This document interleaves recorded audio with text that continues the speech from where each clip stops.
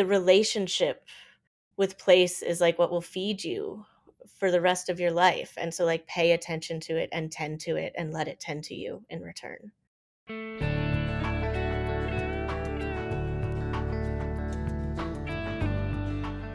Hello, and welcome to the Art of the Rural podcast. I'm Matthew Fluharty.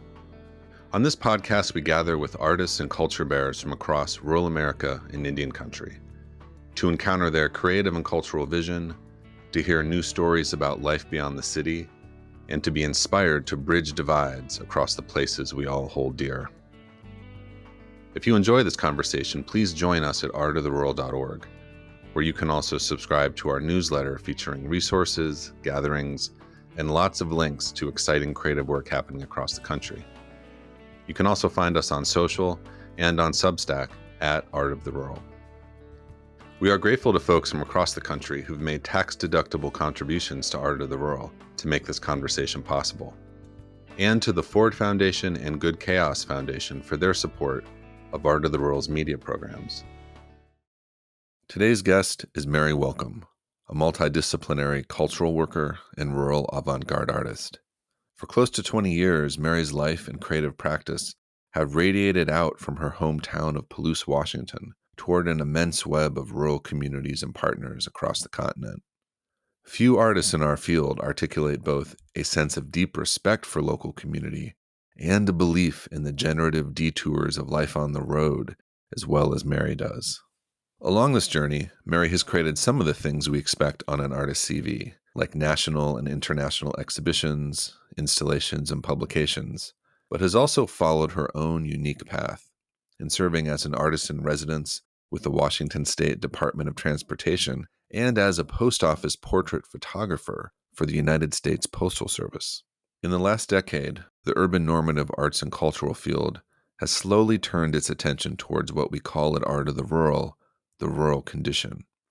These efforts by institutions, philanthropies, and the media often either reaffirm a preconceived set of assumptions or are extractive spectacles that further mystify what it's like to actually live beyond the city. Mary's work provides a powerful antidote to this compulsion through long-term attention and care for land, culture, and history, and ultimately the tethers of belonging that hold our communities together. So, without further ado, please sit back, get comfortable, and enjoy this conversation with Mary Welcome. Mary, thanks for your time today. Yeah, so happy to be here. Yeah, thanks. I've been really excited for our time together and looking forward to all the avenues and back roads this conversation will go down in our time together here. And I've been looking forward to it in part because I've been dwelling on the fact that very few artists have covered the miles and been with the range of rural communities that you've been with across the last decade or so. And your work is work that's gone from sort of like the socially engaged art practice, those early years in rural places. If we think back to the 2000s and 2010s, through the cultural awakening to rural of the Trump years by art institutions, by the media, and by support structures, and kind of through into this moment now, into this very, very uncertain present for non-urban communities and cultures. And I know we really could record a whole series of podcasts about that work, about the connections and the relationships that really powered it, and all the lessons that came through it. And I'm really grateful that we can begin today with this conversation. So I'm wondering, as a way to open our time together, how you frame the story of your personal journey and how that journey has shaped your evolving creative work. Wow, okay. Where to start? Thanks for that great intro. I got a bit distracted right at the beginning and you started talking about the miles because I realized I was doing some calculations this year. I'm pretty sure I hit my millionth mile, and that's maybe a story for another time, but I'm pretty sure I just crossed that threshold more or less of having driven a million miles back and forth across the country with myself as pilot. But sort of the story of driving and visiting and moving through a landscape in that way, I'd say definitely stems from growing up in a military family. Both my parents were in the army. So we moved every 2 to 3 years. And you move with all your things. So that moving was also based in a car or two cars, depending on what our family was managing at the time. And so a lot of my childhood was spent, in the backseat of a car, for days on end, driving from a place where we lived to a place where we were going to live, or driving from a place that we now lived to visit family in other places. And I feel like that action of learning to look out a window was taught to me in a very, like, early, unintentional, and non-passive way, um, for as far back as I can go in my memories. I feel like, I have these very early memories of, like, riding in a car and my mom, like, making up a song to, like, teach us our new address, so we would, like, know where we lived in this new place, and I would, like, memorize these songs with our addresses while, like, looking out the window at a landscape that I was going to become familiar with. So that was all very formative. When I think about the things that I'm still doing, I'm like, "Oh, yeah, I am still driving around in a car, looking out the window, thinking about places I've been, thinking about places I'm going, thinking about places where people live and work and build lives for themselves." I think the practice of it has probably changed so much for the general population over the years. When I was riding in the car, it was like before phones and screens, I usually had a book. We were a very, like, map-oriented family, so, like, we would, like, go to the AAA and, like, get all the maps of all the states, and, like, I would sit there and follow along on the map as we drove. So there was a lot of, like, orientation and learning about place while I was on the road, because learning about place is how you can build belonging in a place too. So there was often a lot of anticipation about, like, who I was going to meet and would I fit in, and how would it feel to live in this new place, and what would it change about me to live in a new place.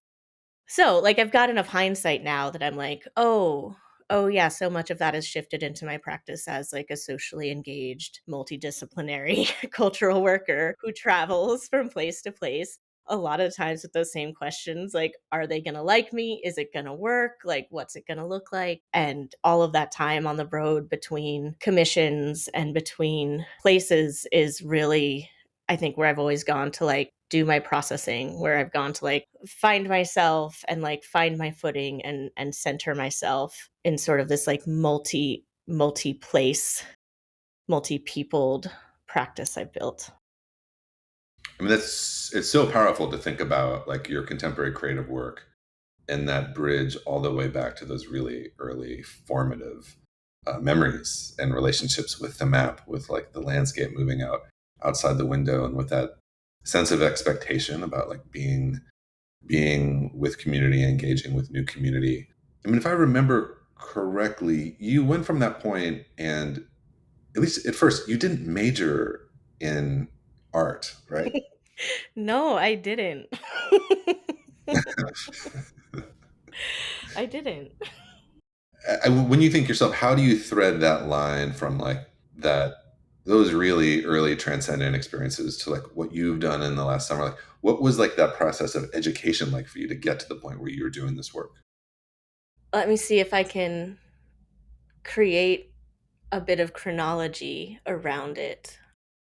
I think one thing that you learn when you're growing up in the kind of itinerant life that I had in a military family, and living up until high school, I was also, like, living on military bases, was that, like, place? Like, place is not necessarily, like, the vessel for belonging. I think that that's, like, something I was socialized very differently about, like, because the place is the thing that's always changing, and so, like, belonging is created through relationships. Belonging is created through acts of service. Belonging is created through, like, engaging the people that you are situated next to, because in those itinerant communities as well, it's like the population is always changing. So that is, like, ongoing work of, like, knowing one another and welcoming one another and saying goodbye to one another in all of these, like, staggering patterns that happen over and over again. And so I didn't really think about place as, like, a thing that stayed still. And I got much more attached to like the stories of place and the stories of people as the thing that builds identity. And if we're going to talk about storytelling, I think the best example of storytelling is religion, which is like the story that makes you believe in God, the story that like makes you want to like do better or like adhere to some kind of moral code or set of values. And so I was really interested in like how religion affects communities and how stories build religions. And so yeah, I went to school for religion. I studied the stories of the saints, and a lot of like early Christian texts is where my specialty is, because I was really interested in that genesis of community and myth and storytelling, and then like how those stories are like shaped, used, abused. I think that's a very like complicated conversation we can get into, but I'd say like that's where it started. So like my background is in religious studies, and I approach it, I think, very similarly to how I approach community work. You know, what are the stories that this community is telling themselves? What are the stories that this community is telling others? And like what are the stories that will inspire transformation in this place? Or what are the stories that will like create identity and stability and health for a place? And so like the storytelling, I think, is where I'm I'm very attached to like learning more about people and places so I can understand like how we can tell the better story together, like how we can tell the story that helps us tend to one another. So you probably want to know how I got to art. It's like, did I leave that out? Because I don't know if I have an answer for that question. Do you feel it's significant to talk about the how you got to art part? I don't really know. I think that that's what everybody always I think that's what everyone always wants to know, like, how did you become an artist? Like, and then especially, like, how did you become an artist that does the kind of things you do today? Because it's not necessarily a traditional art practice, and it is a bit difficult for me because I can honestly say I'm not sure.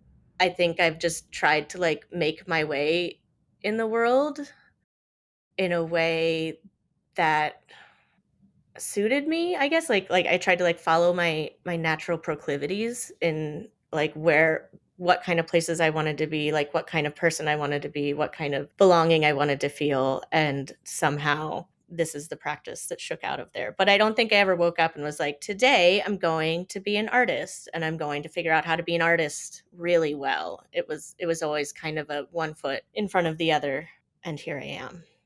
Yeah, there's not like a really clean artist statement about like, I'm now transitioning from religious studies to socially engaged artwork, Yeah, no, right? It just it just happened. happened. I have always been kind of freaky. I've always been like eccentric and interested and, pursuing things that interest me. And so like I feel like I've probably always had a creative practice of some sort, but I don't even know if I called it an art practice, until, my 20s. And then I stopped doing what most people would consider a traditional art practice and have been doing what I'm doing now since. But I don't think I could point to a fork in the road. I think it feels like more of a web in the same way that like the road became the place that connects people. The road became the thing that connects places. And it's like an infinitely forking path. And it's a place of return and it's a place of like circular motion.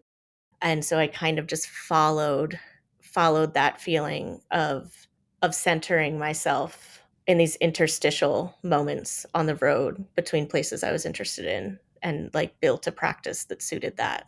Yeah, I wonder if we can dwell on one of those projects for a moment. Because something that kind of rises to the surface for me and just kind of hearing this journey, I think in particular, even from that attention, to studying religion, this idea that stories can be uncovered, they can rise up, there can be spaces for folks to collectively tell stories together. It really takes me out of, there's so many projects to talk about, but to talk about God Bless the USPS, which is certainly I mean, personally one of my favorite projects out of the many that you've been working on over the years. It's also been a project that has received a good bit of national press and attention as well. I wonder if there's a way in to kind of continuing this thread and thinking about your work with the Postal Service here. And I'd really love just to read this portion from your own writing about God Bless the USPS. As the last vestige of a communications commons, the social relationships formed within and through the United States Post Office are unique and complex.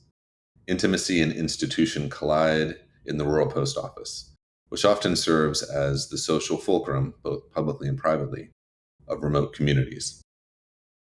Rural communities rely on the post office as critical space for community news, both by word of mouth in the conversational space of the counter and through bulletin boards for local announcements. Many rural communities are hours away from a metropolis and depend on the post office for regular delivery of essential goods, such as medicines, equipment, seeds, newsletters, and family correspondence. The small town postmaster is also a necessary community mediator, being one of the few citizens that knows and interacts with every resident. So I love this text and all of the other texts on the website that you've created here for how it sort of rolls alongside what is essentially just this beautiful, sprawling, kind of geographically encyclopedic panorama of rural post offices. So that this very human language is situated alongside what feels like kind of an infinite view into all of the rural post offices, or many of them across the country. So, Mary, I'm really interested in how this project came into being, both in terms of the genesis of it as an idea, but also the process. Because I know from spending time on your website, this is work that you refer to as being a life's work, so that has kind of a really powerful kind of continual resonance if I think about just like what you've been doing and what you're going to be continuing to doing. So how did this project emerge for you? I'm trying to decide how far back to go. Got the memory Rolodex in my mind kind of shuffling back and back and back and back and back and back. I'd say Genesis, early Genesis is a background in correspondence. Again, like being in a military family, like the way to keep in touch was writing letters. We weren't making long distance phone calls from the landlines like when I moved away from friends or when friends moved away from me. Like we stayed in touch the best we could through postcards and letters. So like I've always had a very deep awareness of the relationships that can be built in that really slow motion language. Kid to kid, I'd say the correspondence was like exactly what you would expect of kids writing to kids. It feels like summer camp letters. But I also had a teacher in third grade. My third grade teacher was very, very impactful to me as a student and as a person. And he's someone that maintained a correspondence with me, which was really special. So I had this teacher mentor that I wrote to and wrote letters to because he didn't move. He stayed in one place. So like I never lost track of his address, but I would write letters to him, starting from third grade all the way up to my high school years. And then, and we continue to write letters and it's more sporadic. So I had this relationship that was held together by a few letters a year that would come to my house or that I would send out through my mailbox. I didn't think about the post office. So I thought about the post office as a network and a web and a series of people that passed my letters across the country and got them to a safe place. I didn't think about the post office as a building, I think, until I moved to Palouse. So when I started living in Palouse in my early 20s, I lived downtown on Main Street in a really messed up little apartment that was directly next to the post office, and anybody that lived downtown was assigned a post office box.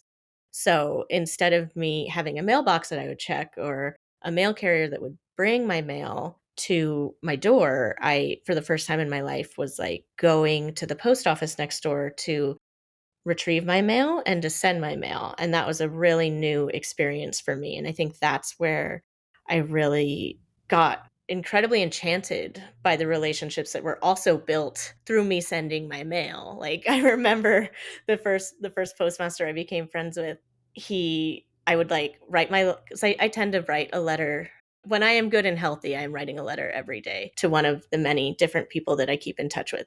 But I would like write my letter and I would go to the post office and I would buy my stamp from Mitch and then I would have Mitch hand cancel my envelope, and then I would put the envelope in the mail, and, like, one day he was like, you could just buy a book of stamps, like, you don't have to buy you don't have to just buy a stamp at a time," and I was like, "I know, but I like seeing you," and he was like, "Alright, cool, just wanted to make sure you knew." And that's also where I was, like, getting information about what was happening in the community through the bulletin board, running into other neighbors with post office boxes, like, learning who had the post office boxes near mine. So there was a lot of these, like, social micro interactions that were happening in the building of the post office as a rural person in a rural place that were just kind of blowing my mind that, like, this very institutional building on Main Street was actually housing so much of the social connection that I needed as a new person in town, which was really cool. Like I said, I do have a lot of people that are very precious to me that I would say I rarely spend time in a day-to-day world with, but that I've kept up decades-long correspondences with. Writing letters has always felt like the way I prefer to process what I'm seeing and what I'm feeling. It's like it, like, slows things down in a way that feels really healthy for me, and it feels really nice to, like, be in a slow motion conversation with someone over years and years and years and years. I think there's a lot of learning that happens there. So people's next logical question is usually like, "Oh, well, then where do you, like, if you have these people you keep in touch with, like, how are you in correspondence when you're on the road? If you're on the road so much a year too." And that's this other really enchanting thing about the post office, which is called general delivery, where you can receive mail at any post office in the nation just by writing, like, the name of the person that is to receive it and the words general delivery and the place and the zip code. So I had some, like, very long stretches of work away from home, and I started receiving my mail general delivery at, like, just like a spin of the globe. I would, like, point to a place on a map and be like, "Yeah, Young America, Indiana, send me mail there," or "Roundup, Montana, send me mail there."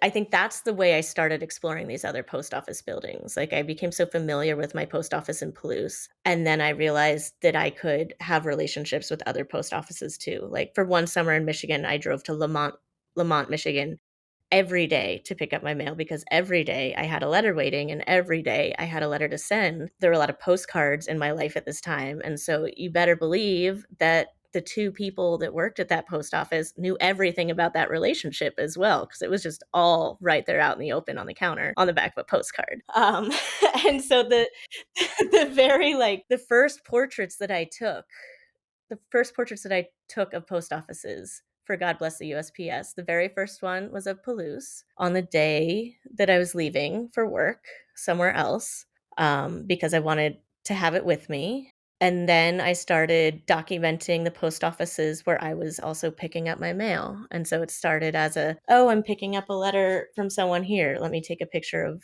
the building." It was like a short kind of, like, 3-week run of that, and I was like, "Whoa, these buildings are all so different. This is so interesting." Like my first I think I was supposed to be getting a letter somewhere in Montana in a small town, or it might have been one of the Dakotas. It's fuzzy now, but I remember calling ahead because I forgot about the time zone. So I knew I wasn't gonna be able to get to the post office before it closed. Oh, I remembered, it was in Ipswich. So I called the Ipswich post office, and I was like, "Hey, I have some mail coming for me," and they're like, "Oh, yeah, Merry Welcome, general delivery." I was like, "That's me. I'm not gonna get until, like, 7 or 8 at night, like, and I'm not staying the night, I'm just passing through," and they were like, "Oh, that's no problem, we're gonna give it to, Cindy at the Apple Foods and just go through the grocery store on your way through town, and you can pick it up there." Wow. So it's like this and another time somewhere in Minnesota, I wasn't gonna get there in time. They're like, "Oh, we're just gonna drop it off at the golf course. They're open till 11 p.m. You can pick it up there." So there was, like, all of this community networking that was happening as well as I was trying to, like, track down my mail at these, far-flung places that I just kind of, like, chosen by pointing to a map. And it became such, like, a rush. It became such a goose chase and a scavenger hunt and a treasure hunt, and, like, not only was I, like, picking up a letter from someone I love, I was also like experiencing these postal employees and the communities that they operated in and being exposed to all of these different architectures that exist within postal buildings. And as I tried to research about some of these places that I had picked up mail is when I realized that there is no archive of postal buildings. We have incredible records about when post offices were started and when zip codes were assigned and like the ways the names have changes and every postmaster that's ever been appointed. And we have no record of post office locations. So it felt very imperative to me. I was like, well, I'm driving around anyway. I'll become the post office portrait photographer. I will make it my life's work to like make a portrait of every post office in the United States of America, which seemed, I don't know the word for it. It seemed like an enormous, extravagant performance of endurance. And I liked that feeling. I liked that it would probably take me my whole life to photograph all of these post offices. And I liked that I was like creating a record of like learning about place along the way. I liked that it filled every single mile of every single drive with like a search and some wonder and some curiosity. And I liked that it meant that I never drove the same way twice. And along the way, and this is what we see through looking at the photos, that you share online, is that you encountered this kind of like mind-boggling architectural diversity. Absolutely. Yeah. Like I'm looking right now online at a diagonal Iowa. In that post office. Oh, and it is diagonal. It's like leaning. It's beautiful.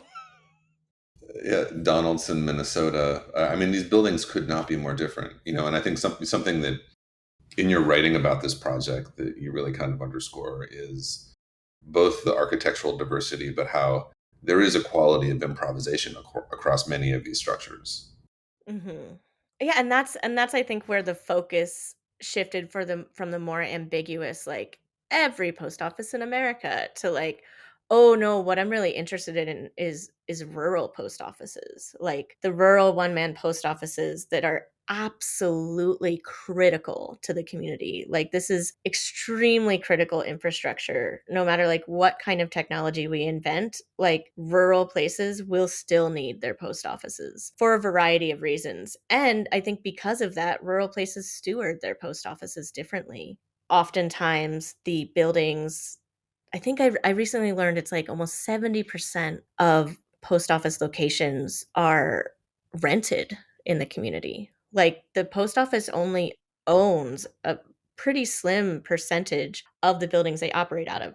And you can recognize the ones they operate out of because they do fall into these, like, architectural so there's more uniformity in them because they were, like, built by the post office and they're owned by the post office, but in so many rural places, the post office is a tenant in the community. So, it is paying rent to a building owner and it is functioning in the best way it can. It's created the infrastructure within that building to operate as a post office. And then, like, the stewardship of the building belongs to the community. So you're going to see some really interesting window dressings. And you're going to see some really interesting, like, architectural variety and the way that, like, maintenance is addressed in these ways where people are working with what's available to them instead of within a specific national municipal code. So it's like my favorite kind of post office is gonna be the kind that really reflect the place that they're in, where you can, like, see evidence of the people that use that post office, and you can see evidence of the landscape or evidence of the industry. Like, I love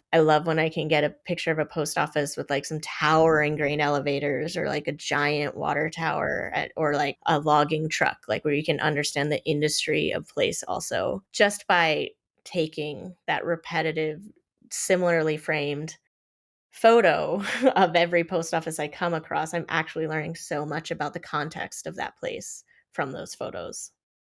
These photos really resist the idea of thinking about the USPS as a bureaucracy, too. There's something so human about these photographs. Yeah, and I think folks forget that like I mean the USPS is an absolute marvel in the fact that it works. I think it's the second most efficient mail system in the world, and we are second only to like England, which is like the size of New Jersey or something. Like it's pretty amazing that it works so well. It's incredible that like the government imperative for the USPS is like privacy and affordability. Your communication is protected from the moment that you send it to the moment that it gets where it's supposed to be going and belongs to the person that you sent it to. Like it is the last place where we have privacy. And it's also like their mandate is affordability. So like the fact that we can send a letter across the country that is passed, it's like sorted by a machine, but then it is passed from hand to hand to hand. It is a people powered process for less than $1 is incredible. For less than a can of Coca-Cola. It's really an amazing and precious thing we have, and it is a thing that we're going to lose if it's not stewarded. I feel like the use of it is important and the care for it is important because it is not a thing we will get back if it's taken away. It seems like there is such a thread of civic practice that animates so much of this work. I'm just curious, like what does civic practice look like for you in rural communities? I mean, the post office is such a beautiful example of that. But like, what other projects kind of come to mind with that as a starting point? I guess we can start by like trying to talk about what civic practice is. When I think about civic practice, I think about it as a practice that is embedded within a community. So much of what a public thinks about when they think of art with a capital A is the studio with the closed door, the making work in private and then exhibiting it in public, usually in some kind of cultural institution like a gallery or a museum. And that is not the place where I would put a lot of my work. I think I know how to work within those systems, but I prefer to work outside of those systems. And I'm going to use one of my favorite phrases here, like what the opposite of the capital A art is what I would call like capital A actual art, which is like the work of the people, the practice of the people. And I throw it around in a funny kind of way, but I also really mean it. Like I'm talking about actual art. I'm talking about like art that is of place and of people and with purpose and like with devotion. And so I think a civic practice involves making work that's usually like responding to community need, but also like in collaboration with community. It's going to address an issue or a topic or a need that the environment within which you are situated has expressed wanting to collaborate on. It's like a reciprocal invitation that's happening. Civic practice to me also involves like building structures and frameworks for continuing to address whatever that need might be. So it is opposite of work made in a vacuum. It is work made very specifically and usually very, very hyper locally and with a lot of shared stewardship. I love this framework because it logically suggests that actual art works with actual communities in a way that is authentic and human centered, which, I mean, as we have seen, whether it's the media or honestly, whether it is much other contemporary practice that is looking at non urban places, often by folks who don't live in those communities, it can often be really disingenuous and straight up extractive. Like you're looking at a place, Mhm. like as if you're walking through a hall of mirrors. So your work working with Mhm. actual communities in that way that a letter is handed from a postal worker to somebody standing outside their house. What are some of those communities? You've been in so many, but like what are some that just really kind of emanate out of that space for you when you reflect back on the places you've been? Well, in terms of civic practice, I'd say I think one that tends to resonate with people is the few years that I spent working with the Washington State Department of Transportation. In the same way where we can think about the postal systems as an institution and a bureaucracy, I think we can often think of our transportation systems, our DOTs, as an institution and a bureaucracy. And I spent a few years embedded within the Washington State Department of Transportation with my collaborator Kelly Gregory, and that was what we kind of wanted to unlock, like how to work with and collaborate with something that is very much like a state agency, an institution, a network that needs to work, but that network is made up of people. Like it's just people. It's neighbors that are located in these different places all across the state doing the work of keeping our transportation systems running, of like keeping our roads functional. And that's really what we dialed into over our years of like research and collaboration with them, was like the work that we made at the end of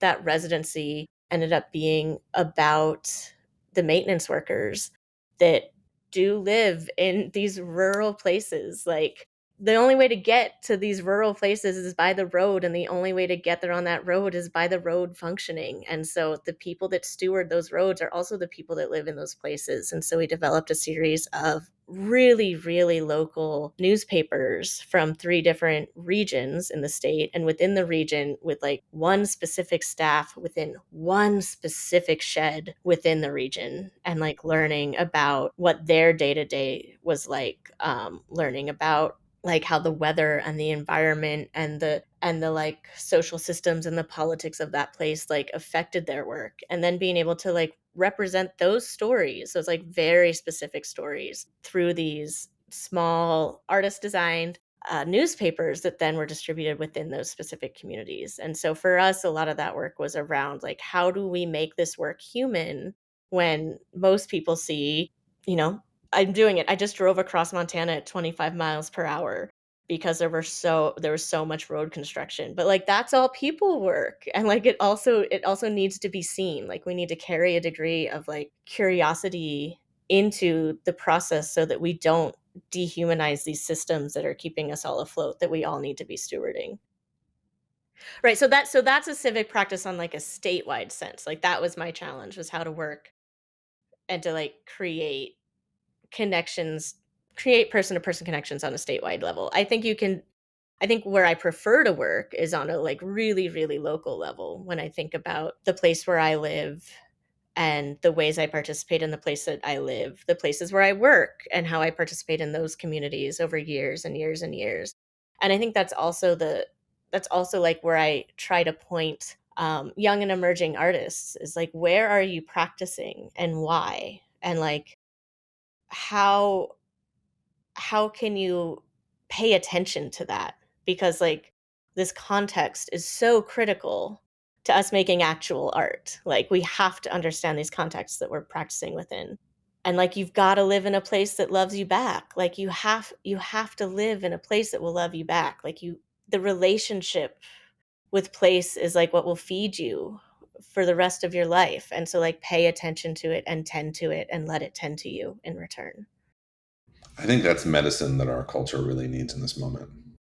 Like, I'm surprised by just like the turns this conversation has taken, even in terms of how I kind of orient myself just to the body of work that you've created and that you've co-created with communities. One of the qualities that is like most moving to me is both like how visually and conceptually striking it is, how it can catch a person off guard and help them see something in a new way, but it comes out of consensus. And this isn't a doesn't need to be a macrocosmic invitation to dissect the culture as it is right now, but like what feels really significant is that like out of that ethic of consensus in these projects, actually something really radically subversive is taking place, which is raising up that quality of actual art and actual community and the platforms through which those folks who are in intimate connection with a place and with a region can express themselves without filters, through their actual lived life. And it just seems like, I think we're in a moment where culturally this work could really teach us some things. Yeah, and that like curiosity is cool, and like being earnest is everything. So this is something I've been thinking about a lot. Like I read a book that I read every year with the seasons is Dandelion Wine by Ray Bradbury. It's like one of my favorites. And there's it's a collection of short stories that were published over years and years and years in a magazine. So it's more of a gathering of these stories. But there's one called The Happiness Machine. All of these stories are taking place in a small town in Illinois. But this neighbor like really wants to bring like happiness to his beautiful wife and his community, and so he like builds a happiness machine, and when you go inside of it you are so happy. It's like every dream comes true. You're living out your like deepest fantasy, and it takes him all summer to build it, and he like builds it and he's like proud of it, and everyone wants to come use it, and it just ruins everyone's lives because once they get in the happiness machine, they come back out and they don't like anything that they have. And like that reminds me so much of like the relationship people have now, like all of us in some way or another have with these pocket computers. Like they've become these like global happiness machines that are like giving you your dopamine, giving you attention. You know, it's giving you all of this and it stops you from like building those things into your day to day. Like when you spend all day looking at things that are happening in other places and wishing you were there, like you stop being present to the place where you are. And so I think about that a lot too and like what's the right medicine for that? You know, for me it's it's driving. You know, driving is my medicine. Being a person with a promise of return is my medicine. Coming back to places and maintenancing relationships is my medicine. And the like long stretches of road in between. Yeah, and even just to think about recent history, like you've spent the summer on the road traveling. I mean, at least as I understand it, pretty much almost from coast to coast, north and south, up and down, and all around. With various rural communities and orgs and residency sites. You really have seen so much of the country, and likely more than the vast majority of other folks on this continent. And when we were talking before the podcast, we kind of reflected on that, and you said something that I thought was just like a really profound window for what you've just been sharing. You said the rest of America is not as conceptual to me as it is to most people, which I feel like it's really embedded. That's really like kind of a different articulation of what's embedded in that Ray Bradbury story. Like to see the country not as a concept. I feel like we're really invited in this particular moment to think about a country, a region, and a community as a concept, really as a disembodied thing, as opposed to heart and Yeah. love and blood. Yeah. I mean, it's all just people. I mean, it's so much more than people. It's the environments and all the creatures and the weather. I mean, yeah, there's context everywhere. But I think when I said that, I was I was thinking about these conversations that I have with folks around what they're afraid of. And I think in our you know, turbulence is like kind of the word that I've settled on for how my year has been so far and how my travels have been, but it's also I think a lot of how people are feeling. Like there's just a lot of turbulence, emotional turbulence, political turbulence, all of it. And like that's become fairly normalized. And I think because of that, the othering has become so normalized. I think like when I'm reading an article about somewhere else in any kind of newspaper, for the most part, I can usually imagine that place because I've been there. And I can usually like think of someone that I know there and I can think of what they do as their job and I can think of who their family is and I can think of who their friends are. And so like when I'm reading media, I'm actually like connecting it to like a very physical present relationship. And I don't think that's what's happening for most people. And that's kind of what I'm learning is that like other people are reading the media and whatever is not their community becomes the other, becomes the enemy, becomes the fantasy, and now becomes the fault, which is like so harmful. Like I think fantasy and fault like share the same corner of harm that is perpetuated in conversation. Fantasizing about a place, you know, like I think people do this when visiting quite often. Like a way to be a bad visitor is to like engage the fantasy of a place like, oh, I'm going to move here because it has this, this, and this, and it's perfect for this reasons. And I'm going to do these things here. And I think we saw a lot of that during COVID with like folks, leaving the city and engaging a pastoral fantasy where they really just brought their whole life with them and relocated, which is very different from visiting responsibly. And when I think about visiting responsibly, it does not involve a fantasy. It involves looking around and saying, like, who built this? Who lives here? If I were to live here, how would I contribute to it? And like that's just not how our conversations are wired anymore. I think the internet has like created a national fantasy of both good and evil for whatever side you're on. And so like the rest of the nation just becomes a concept for you to toy with, whether it's your fantasy or whether it's the fault.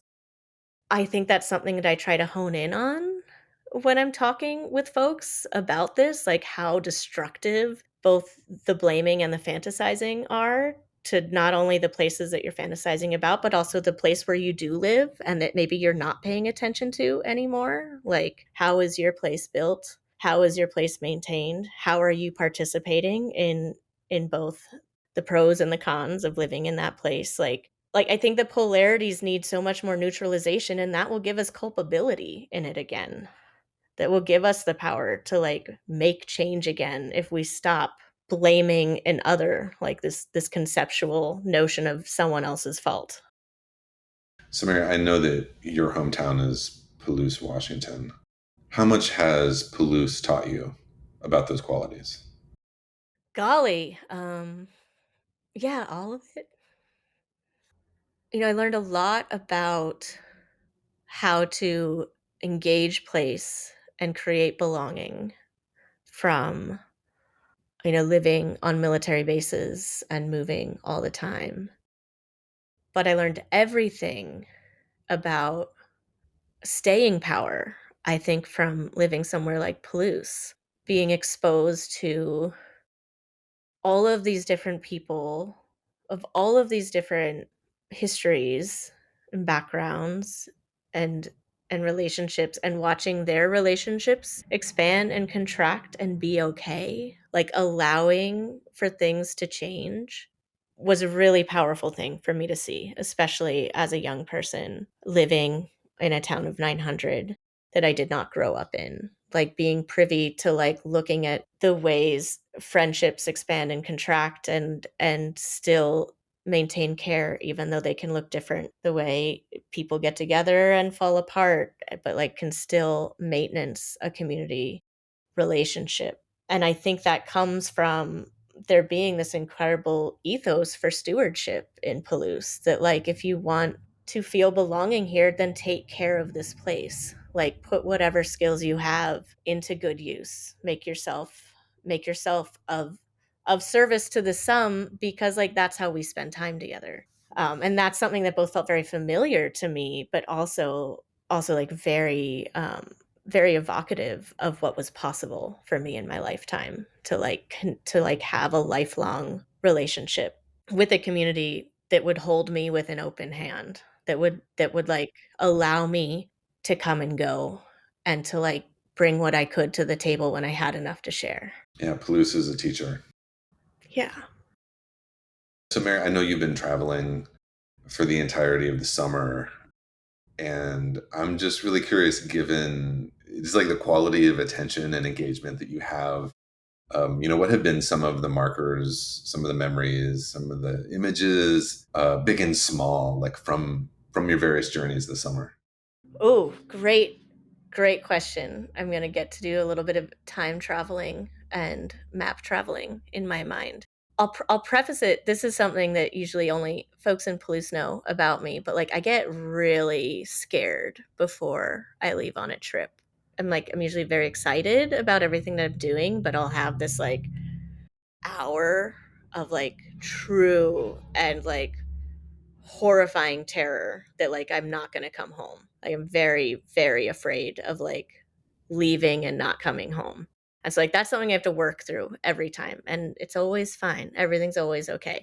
But I'd say this trip in particular I had a lot of anxiety because it was my first, actual kind of big trip after the recent election. I was really kind of anxious about like how all these other places that I care about, how they were doing, how it was going to feel on the road. And so I was, like, really grappling with all of that right before I left, knowing I'd be gone for a lot of unknown miles. And I should have known that feeling was coming from a feeling of turbulence, like, I should have known that that's what it was. I was like, "Oh, it's just gonna be a bumpy ride. It's gonna be fine, it's just gonna be really bumpy." It's like and it has been, it's been an extremely turbulent summer in terms of weather, like the weather I've encountered on this recent round of trips, which is a time when I am usually traveling, has been like no year I've ever seen before in terms of like the massive sense of the storms and like the truly inclement weather that I have encountered. Like I'm someone that always has an eye on the weather. I will map to accommodate the weather. I'm used to paying attention to the weather, but I have been like I have had storms on my heels the whole trip, which is stressful. And, like, and a lot of car troubles, like, the latch on my pickup broke right before I was supposed to leave, so I was running late anyway, and I went up to my friend Jeff's house to see if he could fix it, and we, like, looked at it, and he was like, It's easily fixable, but I don't think it's a big deal," and I was like, "Cool, I gotta get on the road." So I got on the road. First day in, I locked my keys in the truck, which is bound to happen. But, this is, like, within the first 1,000 miles, and I was like, "Whew, alright, okay, Mary, buckle up." And I don't have you ever been to Chugwater, Wyoming? Well, when you do, think of me because that's where this happened.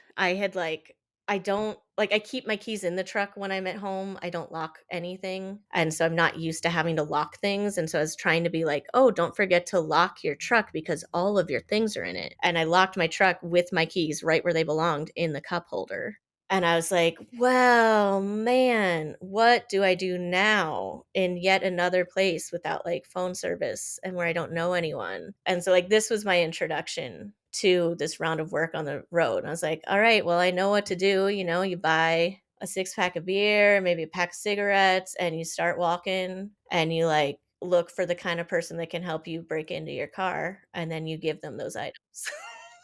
Which is exactly what I did, and so and like, the problem was solved, I think, within 30 minutes. I found someone that could get into the truck, we got the keys, I made my trade, and I said, "Thank you," and I, like, still got to where I thought I would be by nightfall, and that was, like, the good reminder of, like, "Yeah, it's fine out here," you know? It's, like, people to people. Like, I think I could have probably talked myself into a real tizzy if I had been any other kind of person in that environment, but I was like, "No, there will be someone that will help. I just have to go find them and have to make sure that I can say thank you." So, yeah, a lot I feel like sometimes being on the road feels very independent and feels very lonesome in a good way, and sometimes on the road, it's, like, very turbulent and it feels very interdependent, and so this was a trip of a lot of interdependence. I ended up needing a lot from a lot of people that I didn't know very well because of extenuating circumstances, and that's, like, a different kind of learning that I have to do in terms of, like, "Oh, yeah, like, you can't actually solve any of this on your own this time around. So you are going to like be a good visitor and be the best guest you can and engage in as much reciprocity as you can on the fly."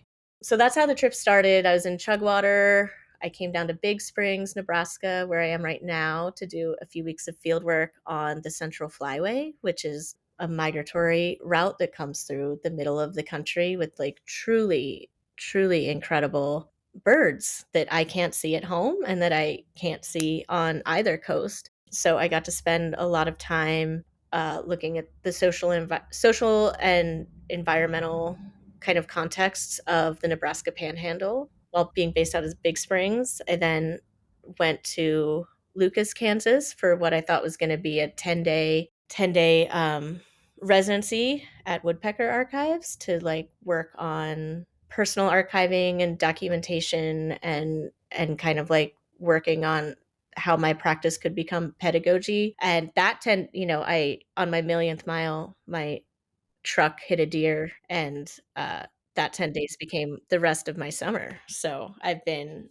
continuing on the road with like rides and rentals, and I was in Kansas longer than I expected, and then up in Minnesota, where I saw you for the Rural Future Summit. Then I was up in the Northwoods, and then I was in Montana looking at road construction for a really long time.